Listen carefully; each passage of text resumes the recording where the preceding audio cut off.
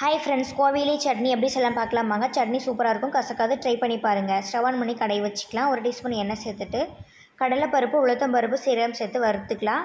அது கூட நல்லா வரமிளகாய் சேர்த்துட்டு நல்லா வறுபட்டதுக்கப்புறம் ஒரு பிளேட்டில் மாற்றி வச்சிடலாம். அதே கடாயில் கொஞ்சமாக எண்ணெய் சேர்த்துட்டு சின்ன வெங்காயம், 6 பல் பூண்டு சேர்த்துட்டு நல்லா மிக்ஸ் பண்ணி விட்டுக்கலாம். இது கூட சின்ன துண்டு புளி சேர்த்துக்கலாம். கோவையிலே கண்ணுக்கு குளிர்ச்சி தரும், உடல் சூட்டை தணிக்கும், வயிற்று புண்ணுக்கெலாம் ரொம்ப யூஸ் ஆகும், எடுத்துக்கோங்க. வெங்காயம் நல்லா வதங்கினதுக்கப்புறம் கோவையிலை இதில் சேர்த்துக்கலாம். ஸ்டவ் லோ ஃப்ளேமில் வச்சுட்டு நல்லா வதக்கி விட்டுக்கலாம். சொறி சிரங்கு, படர்தாமரை இந்த மாதிரி தோல்வியாதிகளுக்கு கோவையிலை எடுத்துக்கிட்டிங்கன்னா சீக்கிரமாக சரியாயிரும். நல்லா வதங்கி வந்ததுக்கப்புறம் ஒரு பிளேட்டில் மாற்றி வச்சு ஆற வச்சிடலாம். தேங்காய் துருவல், சட்னிக்கு தேவையான அளவு உப்பு எடுத்துக்கலாம். ஒரு மிக்சி ஜாரில் வறுத்த பொருளெல்லாம் சேர்த்துட்டு தண்ணி ஊற்றி அரைச்சி எடுத்துக்கலாம். எப்பயும் போல் கடுகு, கடலைப்பருப்பு, கருவேப்பிலை சேர்த்து தாளித்து இதுலேருந்து சேர்த்துக்கலாம். சேர்த்துட்டு மிக்ஸ் பண்ணி விட்டோம்னா நமக்கு கோவத்தலை சட்னி ரெடி. கண்டிப்பாக ட்ரை பண்ணி பாருங்கள். வீடியோ பிடிச்சிருந்தா லைக்